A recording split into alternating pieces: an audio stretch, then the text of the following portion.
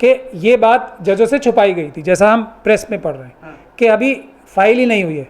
वो इस तरीके से बहस हुई थी जो रिपोर्ट्स में नज़र आ रहा है कि जैसे फाइल हो चुकी है और उसको मेंशन किया जा रहा है। तो ये एक बहुत ही अजीब बात है और इस पे शायद जो जज थे उन्होंने तो क्वेश्चन भी किया था काउंसिल से कि इस प्रकार से कैसे आप मेंशन कर रहे हैं। तो इस प्रकार से भारतीय जनता पार्टी आरएसएस के सरकार को सपोर्ट करने वाले लोग हैं या बड़े बड़े पावरफुल लोग हैं, उनकी जेल जाने से पहले ही सुनवाई सुप्रीम कोर्ट तक किस प्रकार से हो जाती है। सुप्रीम कोर्ट की और न्यायिक व्यवस्था की जिम्मेदारी ये है कि जो सबसे कमज़ोर है उसको न्याय सबसे पहले दे। बात यही है कि हम 92% से भी ज़्यादा तो अम्बेडकरवादी हैं ना देश में। ये मुट्ठी भर लोग कुछ नहीं कर पाएंगे अगर हम लोग इकट्ठे होकर साथ खड़े हों। इन हालात में जजिस की हिफाजत के लिए, जजिस को मजबूती प्रदान करने के लिए, जजिस को हौसला दिलाने के लिए देश की जो मालिक है जनता, उसको उठ खड़ा होना चाहिए और बड़े बड़े प्रदर्शन करने चाहिए कि हम सब लोग जजिस के साथ हैं। वो बिल्कुल निर्भय होकर फैसले करें। इन क्रिमिनल्स को जो कि वर्दी पहन के क्रिमिनलिटीज़ और अपराध कर रहे हैं, उनको पकड़ने की जिम्मेदारी मैं समझता हूँ ईमानदार पुलिस ऑफिसर्स, ईमानदार सरकारी ऑफिसर्स को अब सामने आने का वक्त आ गया है, देश बचाने के लिए, संविधान बचाने के लिए। जी न्यूज का जो ये पूरा एक अखाड़ा चल रहा है, उसमें आपको मालूम है कि सुधीर चौधरी को निकाल दिया गया और उसकी जगह डीएनए के प्रोग्राम में एंकरिंग के तौर पर आए रोहित रंजन। लेकिन रोहित रंजन के खिलाफ एफआईआर दर्ज हुई और जी न्यूज के इस एंकर को पकड़ने छत्तीसगढ़ पुलिस पहुंची। लेकिन उत्तर प्रदेश पुलिस छत्तीसगढ़ पुलिस की नाक के नीचे से रोहित को निकाल ले गई। ट्विस्ट की बात यहां यह है कि सुप्रीम कोर्ट में जो अभी तक नहीं हुआ और उमूमन होता भी नहीं है और हो भी नहीं सकता, वो काम सुप्रीम कोर्ट में हो गया। लिस्ट नहीं हुई याचिका और उस पर सुनवाई हो गई। जजिस को मालूम भी नहीं, जब बाद में पता चलता है तब क्या कुछ होता है। लेकिन जानकारी सुप्रीम कोर्ट के वकील से यह लेनी है कि ऐसा क्यों हो गया और अगर हुआ तो अब इसके आगे क्या होगा। हमारे साथ इस वक्त मौजूद हैं सुप्रीम कोर्ट के वकील महमूद पराचा।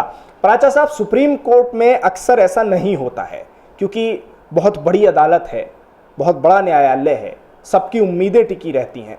तो क्या रोहित रंजन वाले केस में जो ये याचिका का पूरा मामला हुआ है कि लिस्टेड नहीं हुई, जजिस को पता भी नहीं चला और उस मामले पर सुनवाई हो रही है, इस पर आप क्या कहेंगे? सुप्रीम कोर्ट के वकील हैं आप।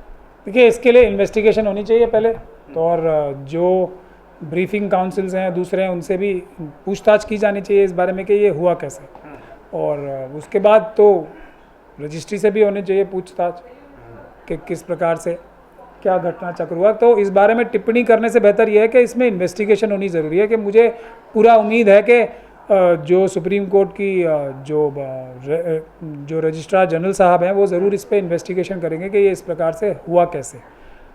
दूसरी बात क्या होता है सुप्रीम कोर्ट में? ये देखिए, तरीका तो ये बात भी है, सुप्रीम कोर्ट को अथाह पावर्स हैं। लेकिन ये जो मेंशन कर रहा है वकील, उसको बताना होता है कि अभी हमने फाइल भी नहीं किया। उसके बाद जज से इजाज़त ले सकते हैं कि हम अभी दोपहर को या कल या फाइल करेंगे, आप मेहरबानी करके रजिस्ट्री को भी डायरेक्ट कर दीजिए कि हमारी एक्सेप्ट भी कर लें और उसके बाद सुनवाई भी कर लें। लेकिन यहाँ जो अखबारों में पढ़ के समझ में आ रहा है कि ये बात जजों से छुपाई गई थी, जैसा हम प्रेस में पढ़ रहे हैं कि अभी फाइल ही नहीं हुई है। वो इस तरीके से बहस हुई थी जो रिपोर्ट्स में नज़र आ रहा है कि जैसे फाइल हो चुकी है और उसको मेंशन किया जा रहा है। तो ये एक बहुत ही अजीब बात है और इस पर शायद जो जज थे उन्होंने तो क्वेश्चन भी किया था काउंसिल से कि इस प्रकार से कैसे आप मेंशन कर रहे हैं। लेकिन बुनियादी बात वही है यहाँ पे कि इस प्रकार के केसेस में, और ये एक बुनियादी मुद्दा है, जो इस प्रकार से भारतीय जनता पार्टी आरएसएस के सरकार को सपोर्ट करने वाले लोग हैं या बड़े बड़े पावरफुल लोग हैं, उनकी जेल जाने से पहले ही सुनवाई सुप्रीम कोर्ट तक किस प्रकार से हो जाती है, और जो लाखों लोग जेलों में सालों साल से तड़प रहे हैं उनकी सुनवाई क्यों नहीं होती जेल में होने के बावजूद भी। ये एक बड़ा सवाल है जिसे माननीय उच्चतम न्यायालय को भी और हमारी देश की सभी हाई कोर्ट्स को भी और सारी कोर्ट्स को बैठ के सोचना पड़ेगा कि इससे न्यायपालिका की विश्वसनीयता पे कितना बड़ा धक्का लग रहा है कि जो भी महत्वपूर्ण व्यक्ति होता है किसी भी प्रकार से, उसकी सुनवाई तुरंत हो जाती है और जो भी आम व्यक्ति है उसकी सुनवाई नहीं हो पाती, उसमें दिनों दिन लग जाते हैं। तो इसके बारे में कोई सिस्टम ऐसा निकालना पड़ेगा हमारी न्यायिक व्यवस्था को कि ये कम से कम ख़त्म हो और इसका उल्टा हो, जो जितना गरीब है, जो जितना असहाय है, उसकी सुनवाई पहले हो। जो ताकतवर और पैसे वाले लोग हैं या रसूख वाले लोग हैं या जिनका किसी का कोई इशू बन जाता है, प्रेस में हाईलाइट हो जाता है, उनके लिए तो बहुत सारे मजबूत से मजबूत वकील, महंगे से महंगे वकील भी हो जाते हैं। लेकिन सुप्रीम कोर्ट की और न्यायिक व्यवस्था की जिम्मेदारी ये है कि जो सबसे कमज़ोर है उसको न्याय सबसे पहले दो। लेकिन रोहित रंजन के इस पूरे मामले में जो जल्दबाजी एक नज़र आई है, उसमें सवाल, जैसा कि आपने कहा भी, उसमें सवाल अब सुप्रीम कोर्ट पर भी उठ रहे हैं कि क्या इतना ज़रूरी था रोहित रंजन का ये पूरा मामला, क्योंकि वो तो गिरफ्तार भी नहीं हुए थे। छत्तीसगढ़ पुलिस की और उत्तर प्रदेश पुलिस की लगातार जो है वो छीना झपटी चल रही थी रोहित रंजन को लेकर। क्या इतने इंपॉर्टेंट व्यक्ति हो गए थे वो न्यूज़ एंकर होने के साथ साथ? कि बात यही है ना कि जब सुप्रीम कोर्ट के जजेस भी बोल रहे हैं हम पे दबाव है, तो कर्नाटक हाई कोर्ट के एक जज साहब ने ओपनली बोल दिया, तो एक वो माहौल तो है। उसके लिए भी मैं जनता की अब थोड़ी कमी मानता हूँ कि इन हालात में जजेस की हिफाजत के लिए, जजेस को मजबूती प्रदान करने के लिए, जजेस को हौसला दिलाने के लिए देश की जो मालिक है जनता, उसको उठ खड़ा होना चाहिए और बड़े बड़े प्रदर्शन करने चाहिए कि हम सब लोग जजेस के साथ हैं। वो बिल्कुल निर्भय होकर फैसले करें। हम किसी को जजेस की जो जिम्मेदारी ड्यूटी करने के में रुकावट पैदा करने के लिए किसी को हम टेढ़ी आंख करके भी जजेस की तरफ नहीं देखने पड़ेंगे। ऐसी मैं समझता हूँ कि हम सब लोगों को ये इस तरह के बड़े बड़े प्रदर्शन सुप्रीम कोर्ट के और हाई कोर्ट्स के और दूसरी कोर्ट्स की अदालतों के फेवर में करने चाहिए। इससे एक अच्छा जजेस को भी एक हौसला मिलेगा, जो आज जिस हौसले की कमी बार बार कई इंसिडेंट से पता लग रही है, और उसमें देश के लिए भी अच्छा होगा, संविधान की मजबूती होगी। तो सुप्रीम कोर्ट ने जिस तरह से नुपुर शर्मा का पूरा मामला आया था, उसके बाद जो टिप्पणियां की थी नुपुर शर्मा को लेकर, और उसके बाद तमाम चीज़ें ट्विटर पर देखने को मिली, ट्विटर स्पेस चले और ये कहा गया कि भाई विश्व हिंदू परिषद हो, बजरंग दल हो, हमें अपने लोग अब जो है वो सुप्रीम कोर्ट में भी लाने होंगे, क्योंकि यही एक ऐसी संस्था है जो किसी के दबाव में नहीं आ रही है। हिंदूवादी संगठनों को ये तो मालूम है और लग भी रहा है कि सुप्रीम कोर्ट दबाव में नहीं आएगा, लेकिन क्या सुप्रीम कोर्ट को भी कुछ ऐसा करना चाहिए जनता को दिखाने के लिए कि हम किसी के दबाव में नहीं हैं? नहीं, अभी तो वो देखिए आरएसएस की और जो वो ज़ायनिस्ट फोर्सेस जो इजराइल में बैठी हैं, उनसे बड़ी 10 कदम आगे चल के सोचते हैं। वो असल में तो दबाव में है ही सुप्रीम कोर्ट, इसमें कोई शक और शुबे की गुंजाइश नहीं है। 4 सुप्रीम कोर्ट के जज जो हैं वो खुद प्रेस कॉन्फ्रेंस करके कह गए हैं। इसके बाद कुछ कहने की ज़रूरत मुझे नहीं पड़ती। मैं भी उन्हीं लोगों की बात 4 सुप्रीम कोर्ट के जजेस और उसके बाद चीफ जस्टिस गोगोई साहब ने जो इंटरव्यू दिए हैं उससे के सुप्रीम कोर्ट में मैनिपुलेशन चलती है। कुछ जज वकील के भी नाम लिए थे उन्होंने, एक वकील साहब का भी नाम लिया था।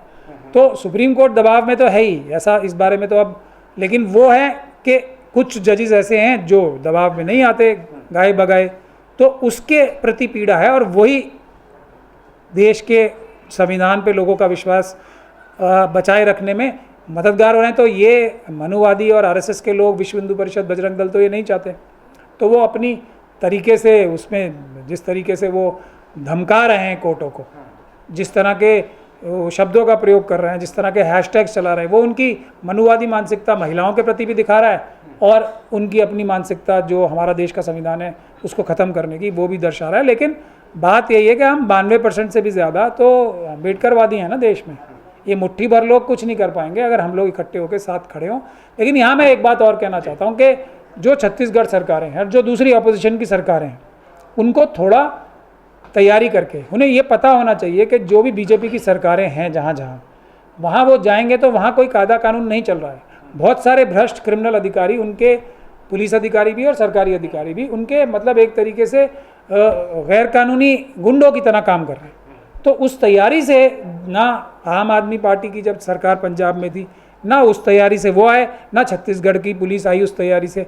तो इनको बेटर लीगल एडवाइस की ज़रूरत है, बेटर ऑफिसर्स की ज़रूरत है, बेटर प्लानिंग की ज़रूरत है, ख़ास तौर पे जब इन्हें पता है कि ऐसी स्टेट्स में जा रहे हैं जहाँ पे पूरी तरीके से एक क्रिमिनलाइजेशन ऑफ पुलिस बहुत सारे भ्रष्ट अधिकारियों का हो चुका है, जिन्हें की पोस्ट पे बिठा रखा है, और जो सरकारी अधिकारी हैं उनको भी भ्रष्ट बनाने के लिए या उनको लालच देके गलत काम कराने के लिए पूरी तरीके से बहुत सारे अधिकारियों को तैयार कर रखा है। यहाँ मैं उन ईमानदार अधिकारियों से, पुलिस ऑफिसर्स से और जो गवर्नमेंट ऑफिसर्स हैं, उनसे भी ये गुजारिश करूँगा कि इस प्रकार के भ्रष्ट अधिकारियों को चिन्हित करके आप स्वयं क्यों नहीं कानूनी कार्रवाई करते हैं उनके खिलाफ।